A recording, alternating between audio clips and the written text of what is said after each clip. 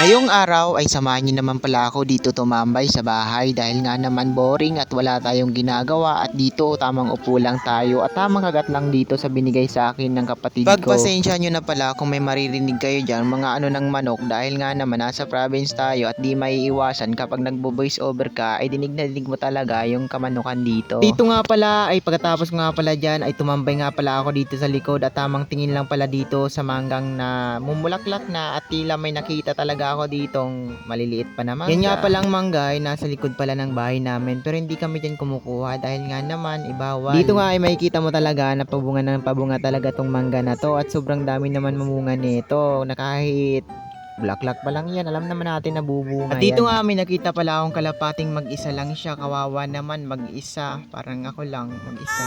Dito nga parang tanga na akong lakad ng lakad dito dahil nga naman napaka-boring at wala akong magawa. Hanggang lakad lang talaga ako dito sa tawag dito sa harap ng bahay namin. Dito nga sa likod ay may nakita nga pala akong alaga ng isang sirena na gamit pala to, baka gamit to ng isang sirena tapos nakuha no, tapos hinahanap na doon, laruan pala to. Naalala ko tuloy yung palabas na ginagawa nila itong trumpet at ginawa ko rin pala ako para lang akong tanga dito na ginagaya ko yung trumpet na iwan ko ba kung tutunog to. Ito nga ay pwede talagang i-display sa bahay pero antong ginagawa ko, tinitingnan ko lang kung may ano ba yun, baka may gold dito o baka may perlas dito, makita natin man lang. Dito nga pala ay sobrang linis ng nasa loob nito at ipapakita ko yan sa inyo at tignan nyo naman napakalinis at napakalaki nga naman nito. Iwan ko ba kung kailan to nakuha dahil nga naman nakita ko lang to sa gilid. At dito nga para na akong tangang ginagawa ko ng paliparin to. Iwan ko ba sa iyo kung ano nang pinagagawa mo. Ay basta hanggang dito na lang tong video na to. Maraming salamat. Baka ano pang mangyari sa akin pag pinalipad ko to. Bye bye. Thank you.